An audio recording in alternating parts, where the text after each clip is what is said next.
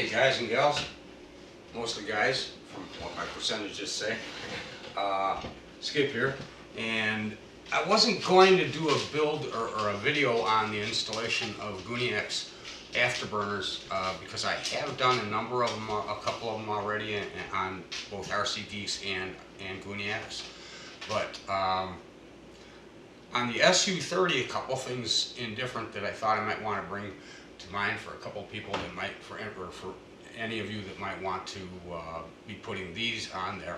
I did notice that when I was setting the CG, and where I like my CG, excuse me buddy, sorry, where I like my CG is about 135, that's splitting pretty much the difference. 133 is actually splitting the difference on the range, but 135 is where I decided I was going to try it first. Now, with a 5000, I can't get it to CG unless I take the missiles off, okay? Unless I add more weight. With a 6000 60C battery, I can do that, and I can take, I can leave the missiles on, and it'll still do it. My question being is the units on the afterburners being so far aft, how much is that going to change my CG? Okay, so I don't know if I'm going to have to put more weight up here, shift the 6000 even further forward in the compartment. Maybe I can get it that way, but a 5000 obviously would be out of the question unless I'm going to add more weight. That's not what I wanted to share with you guys. You guys can figure that out. You're experienced enough. If you've got one of these, you already know enough about CG. And this thing's got a wide CG range from what I understand, anyway from 115 all the way back to 150. So, supposedly no real problem if you're flying somewhere in the middle of there. What I wanted to show you guys as far as the installation on these things is concerned, okay, is not so much the setup. Everything he's done here is great. It's easy. It's a piece of cake. But when you take these motors out, be very, very careful of the wiring connections down here, okay, because they don't give you a whole lot of extra room up here before you'll end up separating something between here and the main deck, okay? Now if you do it from here like I did, I pulled it back from the whole assembly back a little bit just to be able to get these settings or these connections apart and get these motors installed. This side is done. So as you can see, I thought of letting you guys know this late in the stage. It just decided, I thought to myself, you know what, this is something good that maybe somebody else out there might want to know.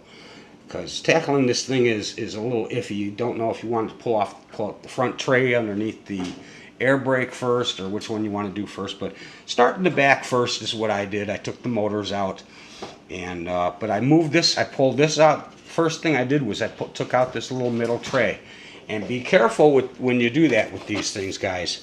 I took out all the little screws and stuff on this tray, and trying to lift it out of there, it was still kind of glued in a little bit. So I just kind of grabbed one of these tabs to kind of gently nudge it, and it snapped right off. So I've used the Bondic.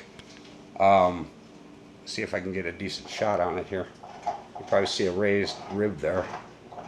I used the Bondic to fix that from the underside, and then from the top side here you can't even see it, so it'll go right back.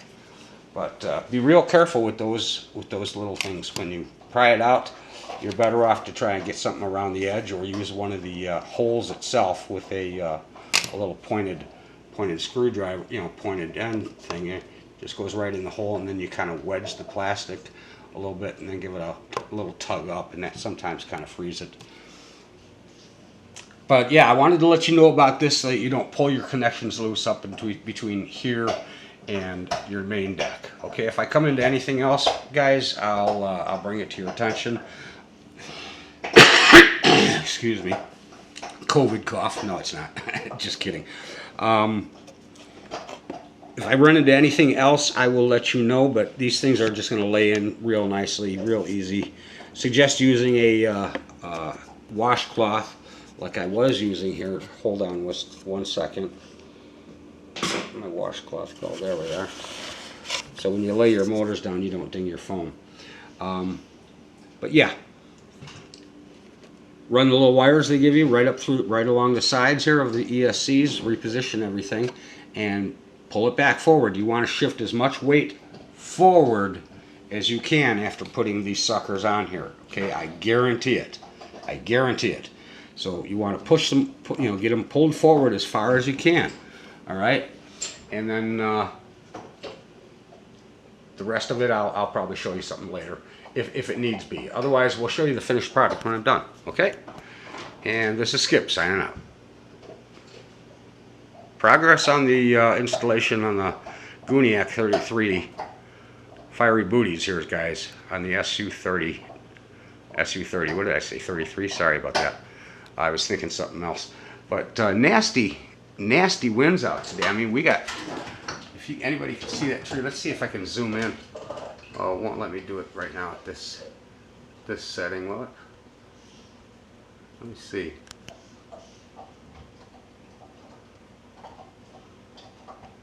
No, it won't let me do it, but if you can see the tree waving in the wind back there, I mean, some of them are bending like 30% over. Some of the gusts that are coming through here are like 50, 60 miles an hour. Haven't had anything hit the house yet, knock on wood.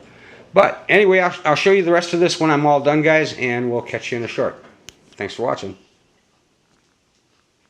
Willie, you done chewing on that bone out down there, buddy? Here.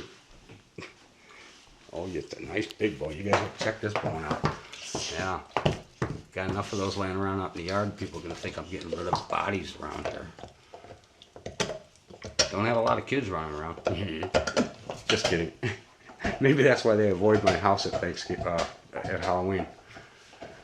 All right, guys. We'll catch you in a little bit. Just thought I'd give you a shout and let you be cognizant of that weight shift with the CG with these things and the short cables and the lack of room to work with. So try to get this CG back forward as far as you can when you're back working under this stage. The next part, I'm going to batten this all up. I'll flip it over, and I'm probably going to have to pull the little tray underneath the air brake out and just pull the wires right up on through. I'll kind of tuck them in there for now so that I can see them when I open up the air brake. All right? See you in a little bit.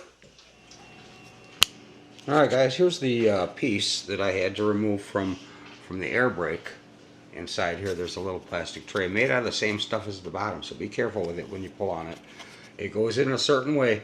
I just fished a little hook around the end and pulled it up a little bit loose, and then kind of ran a little X-Acto around the sides. It was only kind of tacked in on the sides in a couple of places there. So we'll just tack that back into place, and it enabled me to get the wiring up here that I needed, which I now have connected to the unit. Okay, so it's almost ready for testing here, to tell you the truth. I do need to hook up the throttle and see if I can get my hands on a Y harness, a Y connector. This one did not come with a Y connector. His last set did. So, but I think I have a couple of them somewhere. If not, I'll have to order. But for all intents and purposes, it is installed. I didn't do the paint treatment back here like I usually do, because they went in pretty good with the nozzles with their paint. And these are plastic up to about here where it's foam, but there's still a little bit of that same color paint on the inside as well. So I'm going to give it a try, and I don't think I'll have a problem with it, to tell you the truth. Besides, I'm not going to be flying it at night anyhow, right? All right, guys, so that's it so far. I'm going to pop this piece back in, glue it in spot, turn the thing back upside down again, tuck up that wiring, making sure everything is forward a little bit, because you need as much forward CG as you can get on this thing, especially with those burners on there. I'm guaranteeing it. All right, thanks for watching, and we'll be back shortly with the testing. Okay, guys, as I was saying, I went to sleep overnight, and good morning. Anyway, actually, it's afternoon. I had to go run into town and get a couple of things, but we've got it installed. We've got it all up through here, and I shortened this extension. I could have just gone this to the, actually I took the extension out that he gave me, and I just went directly to the splitter that I found, and that seems to work out just fine.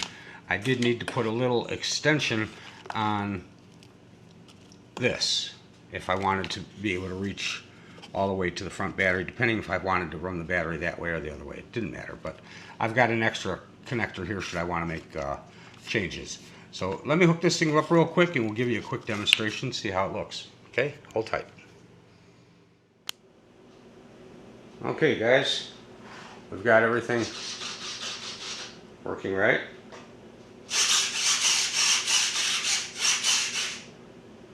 Our air brake. So we didn't disconnect anything accidentally while we were up in there. Rudders, everything else looks good. Okay. And it's storage charging the battery right now, guys, so I don't know how bright they'll get. Hold on a second. I want to turn the camera back on so I can see. I'm trying to keep the wind out so I don't pop my mic. I almost popped my mic on this thing last time.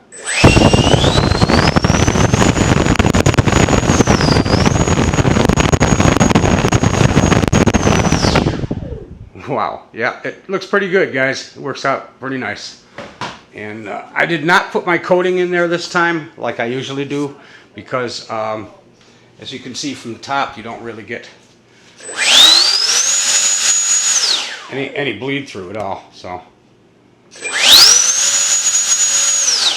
pretty happy with this, guys. Turned out real nice. Only thing I've got to do is fiddle with the CG a little bit. I'm going to have to add a little bit of nose weight to it just to be able to fly all the different batteries that I want to fly. No big deal. Been done before. We all know that. You add something to the back, you got to add something to the front. This has been Skip. Been real. Hopefully we get to fly pretty soon. It was 50-mile-an-hour winds and rain, and same thing all night long, and this morning too, all day. It just now stopped raining, and the winds look like they've died down a little bit. So who knows? I'll give Marty a call, see what he's doing. Take care, guys. We'll see you soon, I hope. Skip signing out. Oh, and Ray, I wanted to say shout out to Ray Gooniac33 again, guys. Get a hold of Gooniac33 if you're interested in these afterburners. He makes them for all models. In-runners, I believe, mostly is what he's doing. Is all of what he's doing pretty much is all the in-runners, the FMS, Free Wing, the E-Flite. But he does them pretty good, and he builds them himself. Usually they come with everything, including the splitter. This one didn't have a splitter, but this is one of the earlier ones that he did. He's probably got it down a little bit better now. And anyway, thanks again out there to Ray Gooniac. I hope to get one of these things up pretty soon. I've been kind of laid up, guys. Honestly, my back has been just, I'm lucky to be walking around at all. Some days I need kind of a little bit of help. It takes till about noon to start walking around like a normal human being. I apologize for that. I know it's not your fault, not my fault, but it is what it is. Take care, guys. Have a nice weekend, what's left of it, and try and stay warm. Hopefully the wind and everything is better where you live. I know for the last 2.5 seasons, 3 seasons here, it's been nothing but wind and rain and hot and cold and just not conducive flying weather, hardly at all. Take care, guys. Bye for now. Happy Sunday.